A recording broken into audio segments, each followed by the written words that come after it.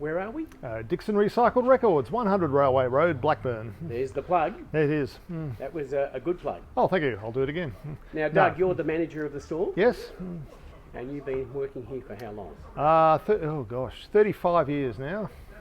35 years. It was something to do when I was out of college. I thought I'll work here for a while, work out what I want to do with my life, and now we're approaching the end. That's amazing. You would have seen a lot of changes in 35 years. Oh, a lot, yeah. All sort of technology stuff.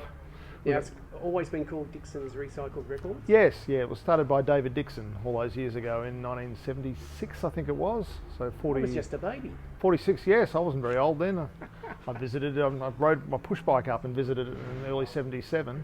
So that was a while back, but no, he started it years ago. Initially, he was filling up jukeboxes, and he was buying people's 45s collection. And he realised there was quite a demand for it from people, so he decided to open a shop and sort of sell singles, and then albums came in too, and so we're off and running. What you're telling me is when they went out of the jukebox, David bought them.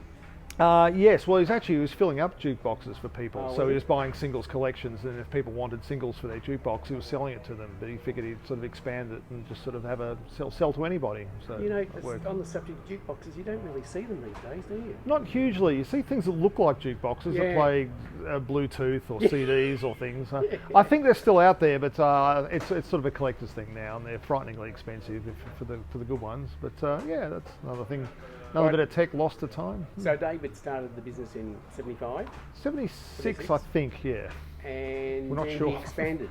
Yes, well, yeah, Blackburn took off after a while, so he experimented with another shop down in Camberwell, and that led to one down in Dandenong. Actually, no, sorry, Dandenong was first, and then we had Camberwell, and we had Paran at one point, and we had one at Fitzroy for years, which we've just moved to Northcote now, because the Fitzroy end of that street was dying a bit. But this was the original? This is the original, yeah. Wow. Yeah. So the same position? No, this is our fourth. Oh, that's right. I remember a different store I went to many years ago in Blackburn. We started off down near the roundabout, further down the road, and then we moved opposite the post office. We were there for 20 years, and then they bulldozed the building, so that was a good time to leave. Well, you couldn't stay there? Now, we moved a couple of doors up the road, and we were there for 10 years, but it was just far too small, and then this place became available. Now, talking of this place... We won't fill a warehouse, and it is huge. It is big, yes. Now, obviously technology has changed things over the years, and you've gone with the technology and moved into different things. Yep. What over the years, you've been 35 years in the business, what would be the biggest change you've seen?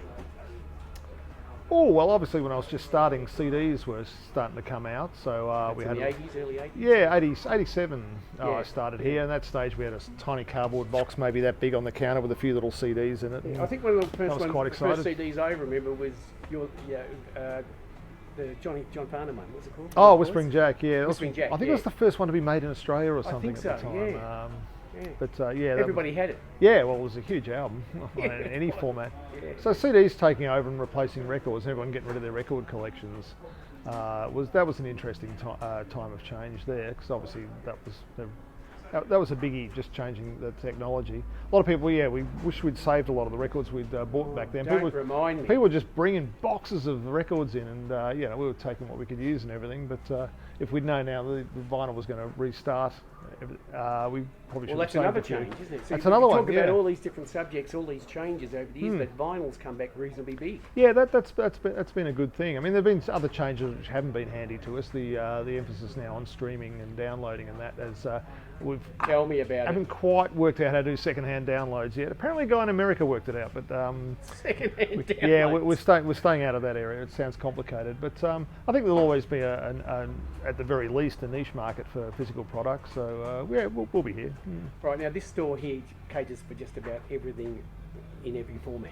I mean, you've got DVDs, obviously. You've got 7-inch singles. You've got albums, as in 33 and a third. Yeah, we've got cassettes down the end there. Cassettes, I didn't even see. I'm told they're coming back, but nobody tells me that ever wants to buy any. So we've yet to see any major thing. They sell slowly, so we'll have a few there, keep people happy. Actually, I've got a cassette at home signed by Roy Orbison. Oh, that's nice. I didn't bring that in. Yeah, no, hang on to that. That's good. He's stopped doing them now. Yes, yes, he has. All right, let's look at what's happening today with Dixons. Yep. What's really the biggest sort of selling area? Well, probably still CDs. Obviously, there's a lot of interest in vinyl, and if we get a good vinyl collection, that'll sell rather quickly. And there's a lot of people coming in as new customers looking for vinyl, so that's been very gratifying. But the bread and butter, the CDs still sell quite well. I think the fact that you can't buy CDs in a lot of places now, supermarkets have stopped, department stores have stopped, and JB Hi-Fi haven't got the range they used amazing. to have. I mean, I couldn't believe the lack of range of CDs and even DVDs. Obviously, DVD is almost a dead format. Yeah, they've moved away from that a lot. I mean, great, you've got toasters and fridges. Yes, that's a great place to go. Yeah, certainly go there. But yeah, so the fact that we're only a place you can sort of walk into a shop and find a few CDs is quite handy, I think, for us.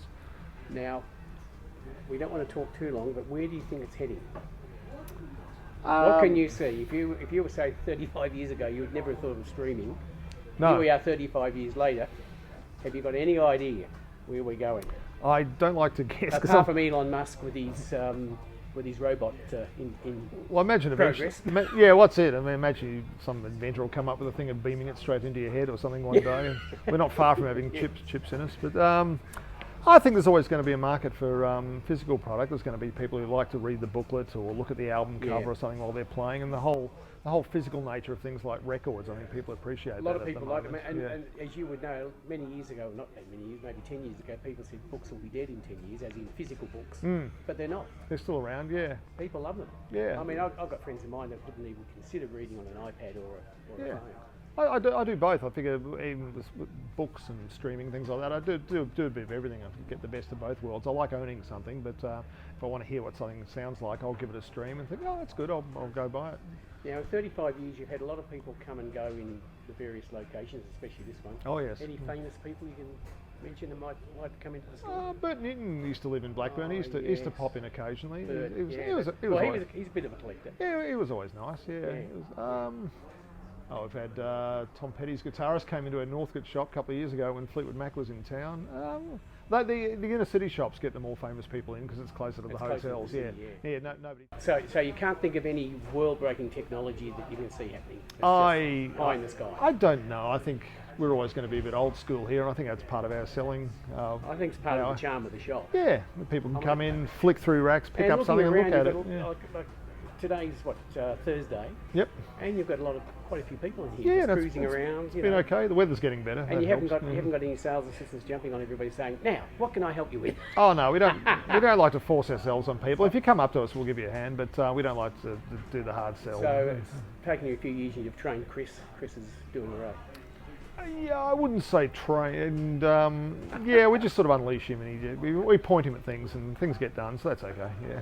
All right, Doug. Look, it's been really good talking to you, and obviously this store's here for a long time. It's been here a long time. I hope so. It's going to be here for a long time, and we'll see what happens over the next few years. We're not moving. We moved Northcote last year, and that nearly killed us. So we're not moving a shop this big.